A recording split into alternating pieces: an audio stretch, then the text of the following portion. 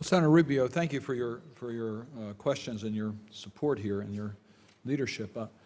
You're absolutely right about being complicitous in trafficking, and you're right about Americans traveling abroad in brothels. We have taken strong leadership with our military to make it clear that they cannot at all participate in those types of activities, that what it's doing is undermining the security of the United States and the principles that we believe in dealing with trafficking. And that's been part of our policy, and I thank you for underscoring that today. The challenge with forced labor is how do you deal with consumers who want to boycott any participation on forced labor from knowing the products that they're consuming have been produced in part by forced labor. And that's an issue that we can all do a better job in figuring out how we can connect consumers to what is happening so that they are not participating in trafficking activities through their purchases or supporting it. I just want to underscore one point that you raised, and that is the objectivity of the tip report. The two people who are at the witness table have been critical in making it clear that politics does not play a role in this evaluation, that this is an objective test used to help countries get the help they need to improve their record on trafficking. And this report is very objective. Let me just read from one Pacific country at the beginning. It says, is a source, transit, and destination country for men, women, and children, both citizens and foreign nationals subjected to sex trafficking and forced labor, including domestic servitude. Trafficking can occur in both legal and illegal industries or markets, including in brothels, escort services, massage parlors, strip clubs, street prostitution, hotel services, hospitality, sales crews, agriculture, manufacturing, and janitorial services, construction, health, and elder care, and domestic service. That is the beginning report on a Tier 1 country, the United States. So it is pretty clear that every country can improve in its record. Well, let me just read from Malaysia, which is now a Tier 3 country and a TPP aspirant, where Malaysia is a destination and to a lesser extent a source and transit country for men, women, and children subjected to forced labor and women and children subjected to sex trafficking. The overwhelming majority of trafficking victims are among the estimated 2 million documented and 2 million or more undocumented foreign workers in Malaysia.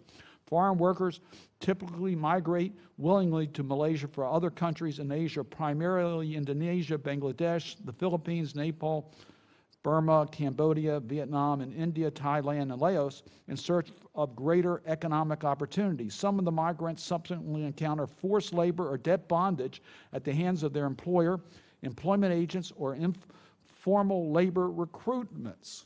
I mention that because Malaysia is an aspirant country for TPP. And I must tell you, Mr.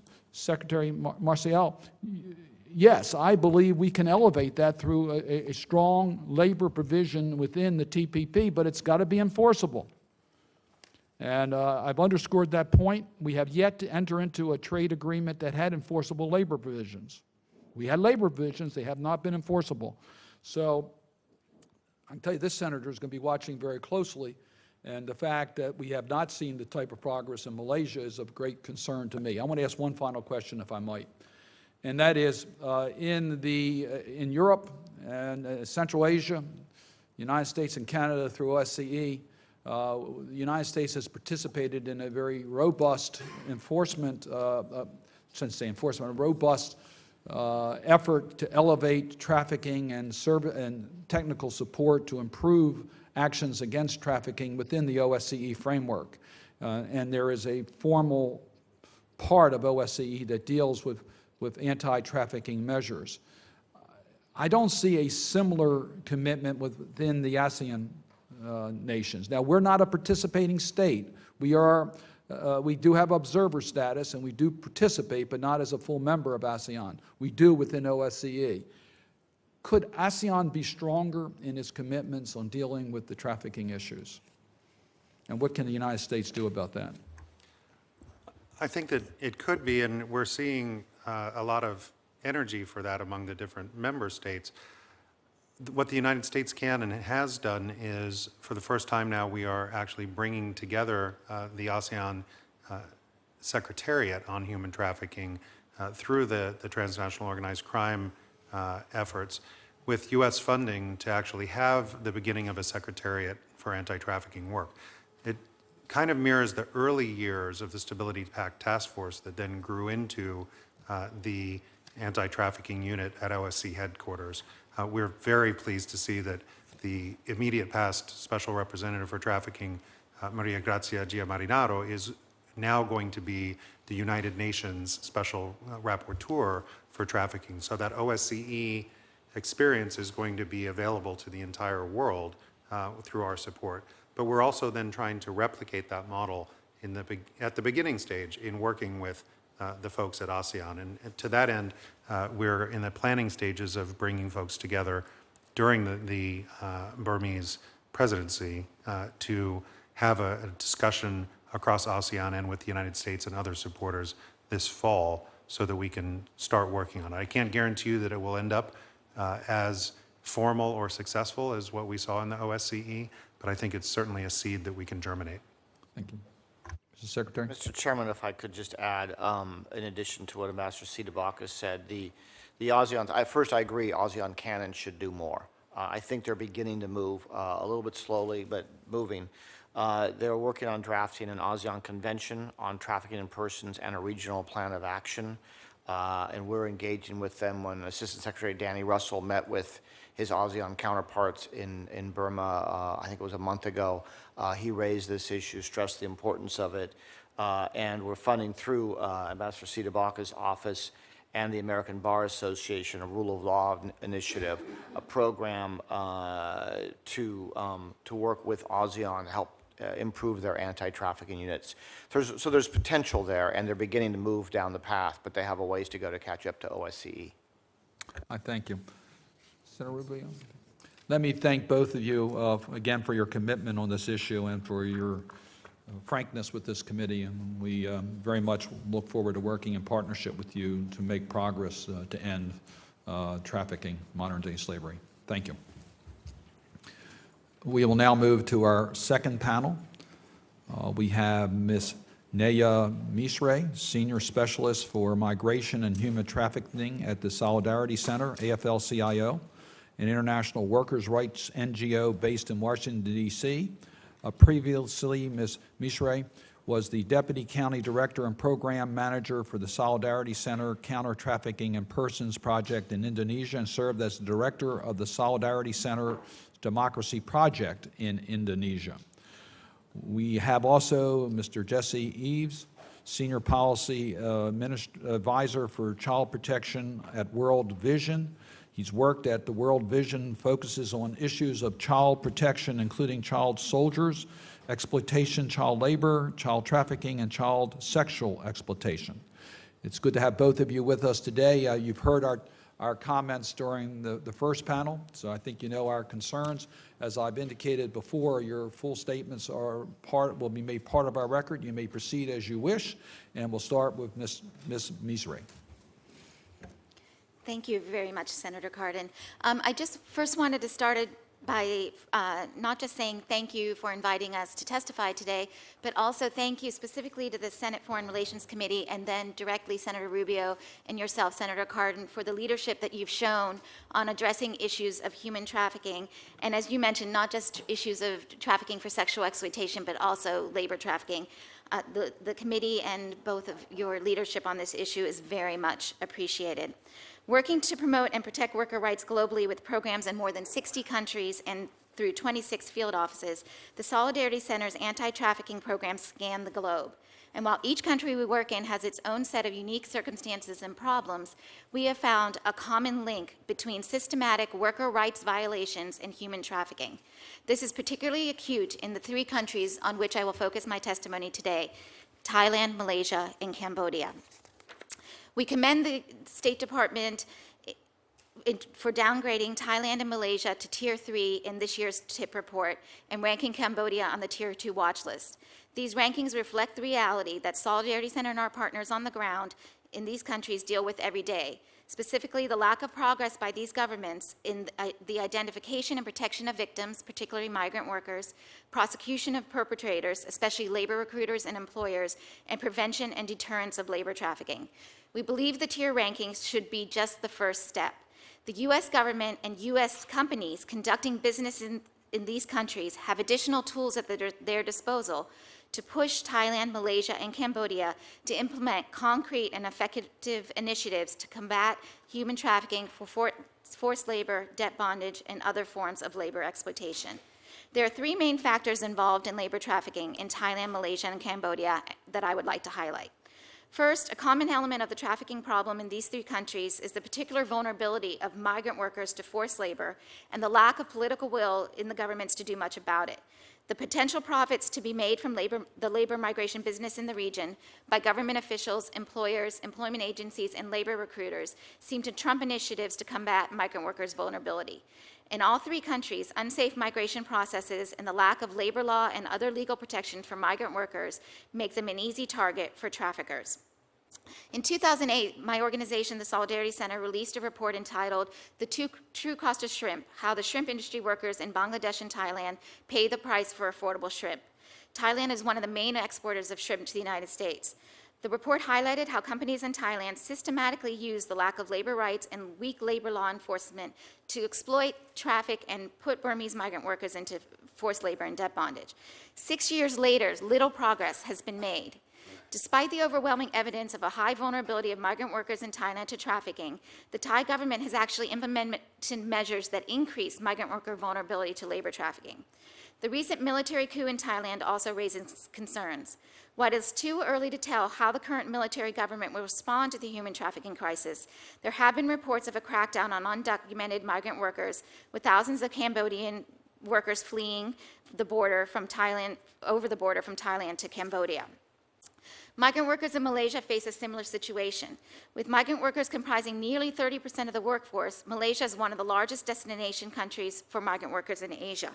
At the same time, migrant workers in Malaysia routinely have their rights violated with little recourse under Malaysian law and policies. Similar to the Thai government, the Malaysian government has actually implemented policies to increase migrant workers' vulnerability to trafficking. Cambodia is primarily an origin country for migrant workers, but the Cambodian government promotes labor migration as a way to increase revenue and address high unemployment. Yet the government fails to monitor the recruitment process or protect its workers overseas. Cambodian officials have been tied to actual trafficking of victims over the Thai border. The second factor among the three countries is the lack of investigations, prosecutions, and convictions for forced labor, which is linked to corruption, complacency, and complicity of government officials. There have been ridiculously few prosecutions for forced labor in these countries, and even when prosecutions are brought, they usually result in small fines and jail time, and perpetrators are often let out on bail. The third factor that I'd like to talk about is the lack of economic pressure by governments and businesses to eliminate forced labor and other forms of labor trafficking in supply chains. Clearly, Malaysia, Thailand, and Cambodia are important bilateral partners for the United States. Thailand is one of the largest exporters of seafood to the United States, and ready-made garments come into the U.S. from Malaysia and Cambodia. Given the significant problem of trafficking of migrant workers along these supply chains, it is likely that products made with forced labor are ending up in retail shelves in the United States. Given I'm running out of time, I just very quickly wanted to mention a few recommendations that I hope you'll ask me about in the question and answer period. Senator Cardin, you've already mentioned my first and primary one, and that is using trade agreements as a way to prevent trafficking in the region. The TPP is a prime example of this, and as you mentioned, we believe strongly that labor standards in the TPP and other trade agreements should include the same enforcement and dispute resolution mechanisms as other provisions like international property rights. We also feel strongly that Congress should encourage the U.S. Trade Representative to suspend GSP and other trade preferences for any country that does not effectively address forced labor. The AFL-CIO recently filed a GSP petition against Thailand, asking the USTR to suspend Thailand's GSP status based on issues of forced labor and exploitation of migrant workers in the country. I also, two more quick ones. One is the need to regulate labor recruiters around the world. The U.S. Congress can take a lead in this by passing legislation to regulate foreign labor recruiters who bring migrant workers into the United States. Again, I'd like to thank both Senator Cardin and Senator Rubio on helping to pass last year Subtitle F as part of S744, which regulates labor recruiters and has great provisions on the elimination of fees. We hope that this law can get passed in the House, this bill can get passed in the House and become law and serve as a model for countries such as Thailand and Malaysia. I'll just end by saying a few other things that we need to do is look at the Tariff Act of 1930 and the consumptive demand exception. When you talked about consumers, Senator Cardin, and the role that they can play, there are absolutely products being made with forced labor that are in our grocery stores, in our retail stores, and Thai shrimp may be one of these. A way that we can help consumers figure out what to do is to enforce the Tariff Act and stop these products from being exported into the United States, but without getting rid of the consumptive demand exception, we'll be unable to do that. We also need to put more pressure on companies to map their supply chains and multinational corporations as buyers who have the economic pressure that they can put on the suppliers in countries such as Thailand, Malaysia, and Cambodia to exert that pressure. And we feel one way to do that is through the Business Supply Chain Transparency on Trafficking and Slavery Act of 2014. Thank you very much. Thank you very much. Mr. Eves? Thank you so much, Mr. Chairman, for convening this incredibly important hearing and for inviting us to testify today.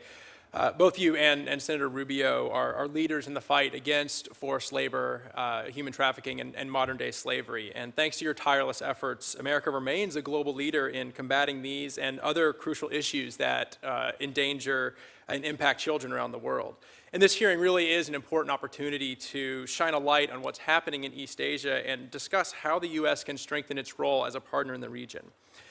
World Vision is a Christian relief development and advocacy organization that focuses on serving millions of children and families around the world in about 100 countries. Our 45,000 employees are dedicated to working with children, families, and their communities to really tackle the root causes of poverty and injustice. We've been asked to testify about our experience in preventing and responding to forced labor and human trafficking in East Asia. And East Asian countries are a vital and increasingly influential component to the global economy. Yet the region is also home to large pockets of the poorest and most vulnerable people on Earth. The nature of the global marketplace is producing many opportunities to make money in a few East Asian nations, but it's also creating more ways to exploit a person for their labor. The opportunity is now, and the tools are available to make U.S. engagement and funding more coordinated, effective, and efficient in tackling this vulnerability. So together with partners in East Asia, we can ensure that the region's growth is built on the strengths of its people and not on their backs through bondage. So in other countries, including America, forced labor and human trafficking take on many forms, as they do in East Asia. So we see children exploited as child soldiers, working in brick kilns, in the construction industry, the fishing industry, and forced to be domestic servants. And as Neha mentioned, it's nearly impossible to address the issue of forced labor and human trafficking in the region without talking about migration. My written testimony contains the full account of Menmen, a Burmese boy who was sold to an Indonesian fishing vessel and spent 9 years as a slave at sea. Cases like these have led World Vision to spend a great deal of effort educating communities, especially children aged 15 through 17. That's the age where they're most likely to go seek a job. We educate them on the dangers of risky migration and the proactive steps that they can take to prevent themselves from becoming victims. So for instance, throughout Southeast Asia, we provide this booklet called the Smart Navigator booklet. It's small, easy to understand. It covers what human trafficking is like, and it's provided in local languages. It provides a checklist for ensuring safe travel and even includes basic information like how to make an international phone call. So these simple yet effective steps come from having seen so many stories like Minmin's when migrating to earn money goes wrong. So the details of the dangers and of unsafe migration and trafficking and countless other insights fill the pages of the U.S. State Department's TIP report. And that report serves as an invaluable tool in the U.S. diplomatic toolbox to combat human trafficking. And the findings and recommendations listed in the country narratives often inform the development of governments' laws and national action plans to combat trafficking. So these plans provide a guide for what governments need to do in order to strengthen their efforts and provides NGOs like World Vision with a roadmap that shows what a government's priorities are in this area. So these action plans create an opening for us to work alongside governments to accomplish their goals. And just as an aside, it's critical to point out that governments cannot make progress alone, and there is no single intervention or effort that can defeat the use of forced labor and human trafficking in the long term. So World Vision programs have been most successful when we've taken a multifaceted, multi-sector approach to combating exploitation. So for example, in a project in Cambodia funded by the U.S. Department of Labor, World Vision reaches 28,000 children who have worked in the fishing industry, in agriculture, domestic servitude, and other sectors.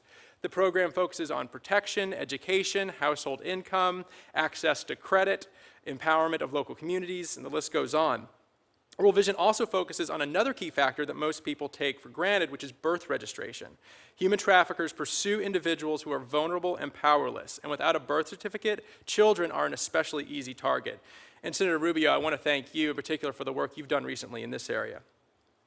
The U.S. government has multiple options for partnering with East Asian governments. In addition to the diplomatic tool that is the TIP report, the U.S. government has tools to build on the recommendations that the TIP report provides with strategic, multi-sector, bilateral relationships in focus countries. I can refer you to my written testimony for a full list that includes USAID's counter-trafficking in persons policy, the Action Plan for Children in Diversity, and the key provisions of the Child Protection Compact Act, which both of you supported in the 2013 reauthorization of the Trafficking Victims Protection Act, and I thank you again for that support. These tools allow for constructive and coordinated bilateral partnerships that will enable these countries to develop and expand their systems of prevention, protection, and prosecution, and ideally address many of the root causes of trafficking in the region. So you all in Congress have given the administration good tools, and it's critical that we continue to work together so these tools are not left to rust in the toolbox. So we thank you again for holding this hearing and for all the work that you both continue to do to fight forced labor and human trafficking. We're committed to working with you all and with the subcommittee on these critical issues, and I look forward to your questions. Thank you. Well, again, I thank both of you for your advocacy in this area. I want to touch on the two areas that we need to have a better public understanding of what is going on. I know very well that we had real problems with trafficking for prostitution and convincing the public that the people being trafficked were victims. And it took a major campaign effort to be able to turn that around, and I think we have today, and I think most people globally understand that those who are trafficked for sex are victims and are now being treated as victims. It took a long time for law enforcement to get them to understand that these are victims. Now, with labor trafficking, it's even more difficult because I don't think people really understand that there are people being trafficked and sold to a boat for 9 years for fishing. I don't think they really understand. We have up to 4 million in Malaysia that are immigrants. Now, I'm not saying all of them are being handled illegally or trafficked, but there's a large number, and we don't see the faces. So the second point is how, as a consumer, we know how things are done. I want to get to that in a moment, but let me get to the first point. Can you explain to us how these companies operate in regards to debt bondage, and just give us a typical example of a person who is trying to seek a better economic life for herself or himself, get trapped with the traffickers and get caught in the bond, into this debt bondage issue. Thank you for the question, Senator Cardin.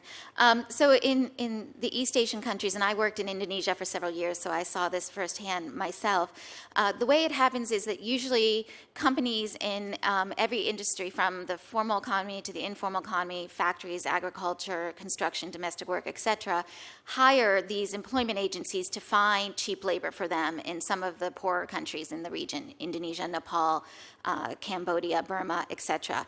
And these companies will have agents. Sometimes they're independent agents, sometimes they work directly for the company, who will go into the villages to recruit workers. And what we find is a lot of false promises being made about the terms and conditions of work, the wages, and then also fees being charged directly to the workers for every aspect of the recruitment process, from getting their passport to just paying the recruiter for helping them to look for a job. And if these costs were minimal, then maybe they would be justifiable. But we've seen cases of people paying $5,000 US dollars, $20,000, $30,000, just for the privilege of being able to labor for somebody else. And as a labor rights activist, we find it very hard that the definition of work is being redefined as I pay you for the privilege of laboring for you.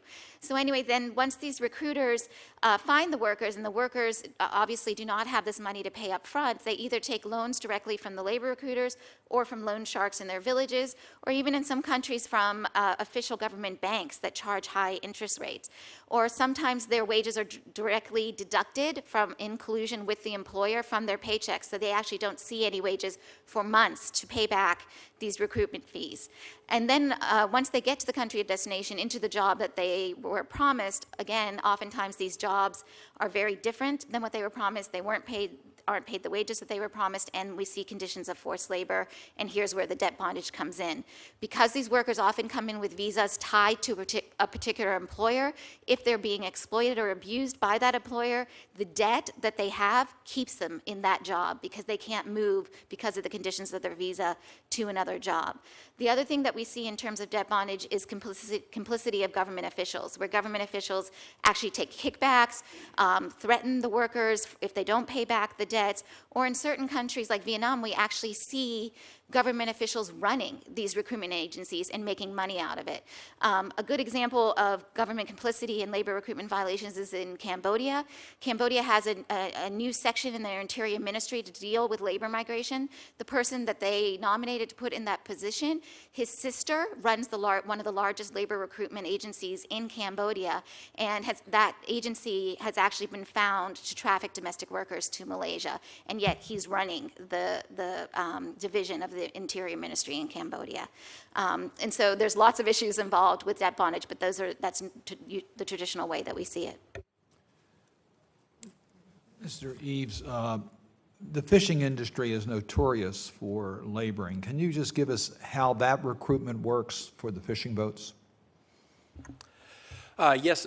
In fact, what we often see is people from the poorer countries in the region, Burma, Cambodia, Vietnam, Laos, because of the demand is so high for unskilled labor, and it is actually so easy to cross the border, very often they will be recruited in their home country, or will hear that there are jobs available on fishing boats. Sometimes, as was the case in Min Min, the boy that we highlighted in our testimony, he thought he was coming just to work on the docks, and it wasn't until he showed up that a man who told him he was going to get him the job sold him to an Indonesian fishing vessel.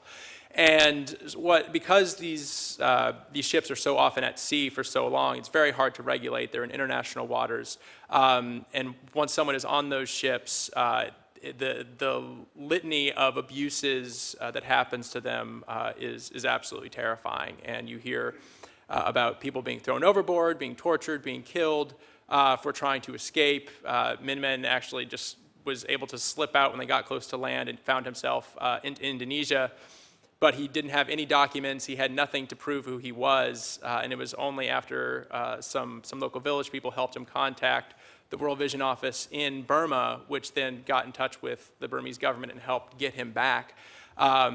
So often, I mean, he was definitely lucky. He was one of the minority that are able to escape that. So that's not to say that not every fishing boat that's operating in the Andaman Sea or elsewhere is full of exploitation, but we do see a high number of people being recruited to the fishing industry. The three areas of recommendations that you made, the trade agreements, dealing with legislation to deal with labor recruiters, and then more consumer activism, I call it, consumers understanding what they're involved with. I want to concentrate on the third for one moment. Could you elaborate more how you could map the supply chain so that consumers would have better information as to where products are being produced as it relates to forced labor? Thank you, Senator Cardin. I think that the responsibility for mapping the supply chain needs to be put on companies and employers, particularly the end buyers of this. And Jesse and I are both members of a coalition called the Alliance to End Slavery and Trafficking, ATTEST, and we've engaged with a number of employers on this issue who often make arguments that their supply chain is so long, it's difficult to map. However, the Solidarity Center has mapped the supply chain of shrimp from Thailand to grocery stores here in the United States. The Guardian just did it recently with the fishing boat story and was able to tie it directly to grocery stores both in the U.S. and abroad. So we think that it's not as difficult as they say it is, and that there should be an affirmative responsibility for them to do that. So that's the first step in the process. I mean, I think it's very difficult for a consumer to be able to figure out where their shrimp or their garments is coming from. With that said, there are different opportunities now because of the internet, because of different apps such as Free to Work, Slave Free. What's the Slave Free? There's another app, Slave Free Footprint, et cetera, that consumers can find out more information. The companies are given grades on what they're doing to address forced labor problems, et cetera. But we really believe that it should be the responsibility of the companies and that they can do it. And one way to do that is through economic pressure, which we can talk about later. Senator Rubio. Thank you, Mr. Chairman. Ms. Misra, I wanted to ask you about labor recruiters. You touched upon that in your statement earlier. They often, promise victims these lucrative jobs, and then they force them to work in either forced labor or prostitution. So if you could elaborate a little bit more on the type of prevention programs that exist in some of these countries that prevent people from falling into these false promises. In essence, what I'm looking for is examples of programs that are actually working or are successful at making headway and making people less vulnerable to these recruiters. Thank you, Senator Rubio. And actually, one of the things that we're looking for also is good practices in this area that's very difficult to find in the labor recruitment process. A few things that we have seen that have worked, first of all, is the elimination completely of recruitment fees. Anytime that a country allows recruitment fees, it ends up being abused and people end up in situations of debt bondage. So really the first thing is to promote no fees. And we've seen that in certain sectors. We have not seen it across the board in any of the countries in East Asia, elimination of recruitment fees, but we have seen it in certain sections or for when certain employers mandate it and then the recruiters that recruit for them do that. I will say this is one of the areas why I mentioned earlier that we would like to see the U.S. government take a lead on this. Already, Congress and the President, through the NDAA and executive order last year, have eliminated fees and regulated labor recruiters further for government procurement processes. And then, as I mentioned, I can't say thank you enough to you about this, but in S744, subtitle F removes those recruitment fees. And we think that that's going to set a great precedent for the rest of the world that we'll be able to use. The last thing that I'll just say on this is the ILO just negotiated this past June a new supplement to the 1930 forced labor instrument protocol, and as part of it, and I was part of these negotiations, it calls for the elimination of recruitment fees and the regulation of labor recruiters. And I wanted to ask you also, because you touched upon this a little bit, what are the industries, and actually so did the chairman earlier when he talked about some of these consumer products that in the U.S. are being bought or consumed that are, in some cases, potentially done through forced labor or child labor. What are the industries that are the most dependent on trafficked labor in Asia? So seafood processing would be high on the list. The second one I would say is ready-made garments. We've seen a lot of issues of forced labor, debt bondage in the ready-made garment industry in terms of what's exported to the United States. Regionally, there's a lot of issues with construction and domestic work, but I would say in terms of products that come into the United States, it's really ready-made garments and seafood. And Mr. Eves, in your testimony, you list several factors that can prevent child trafficking, high literacy rates, birth registration. Can you, let me ask you real quick, if you could just describe a little bit more in detail how these factors prevent children from entering the trafficking cycle. Absolutely. I'll give an example from a program that we have in the Philippines that is similar to the one we have in Cambodia, where we have a high number of children who are forced to work in the sugarcane industry and then also in the fishing industry and as forced domestic servants.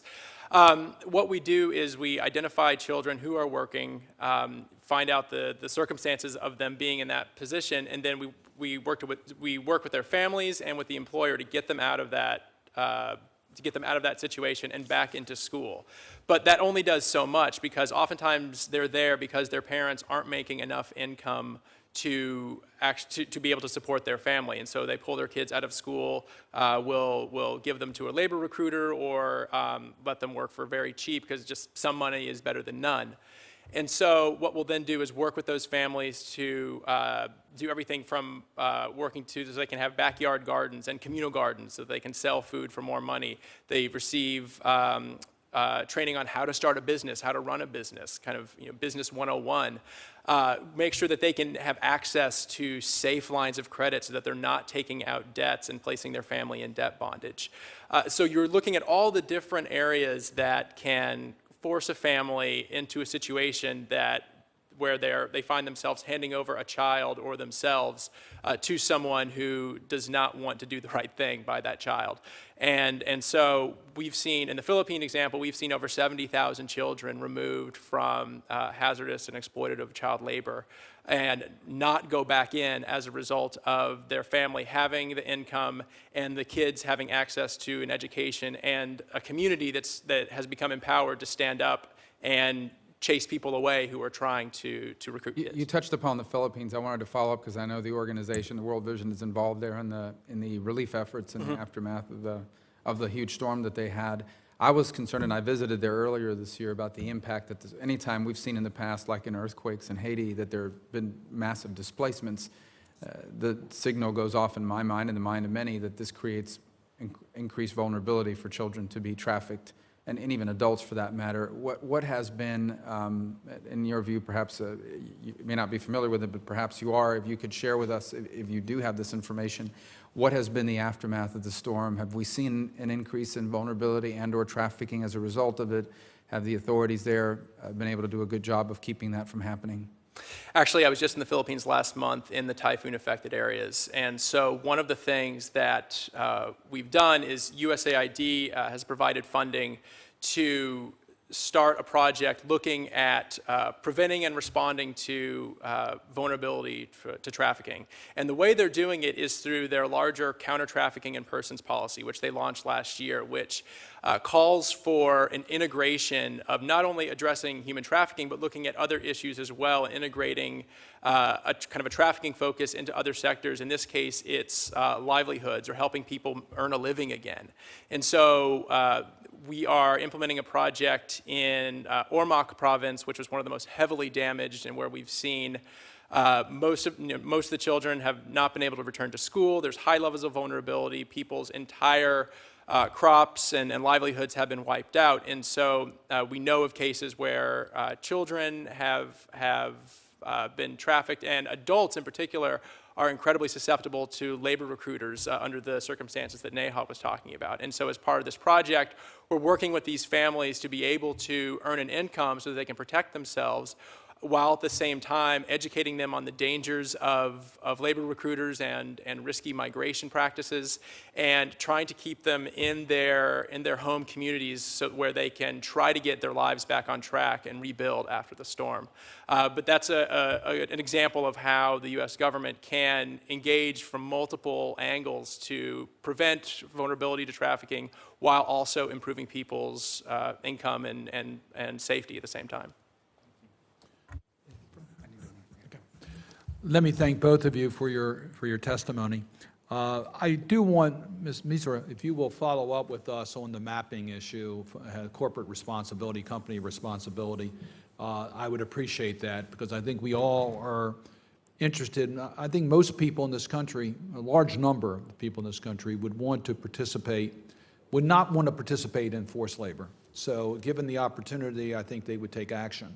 So I'd be interested as to how you see a reasonable, responsible regulations or laws that could help consumers be better consumers in this area. So if you could make that available to us, I would very much appreciate it. And we thank both of you for your testimony. This, to me, has been a very helpful hearing.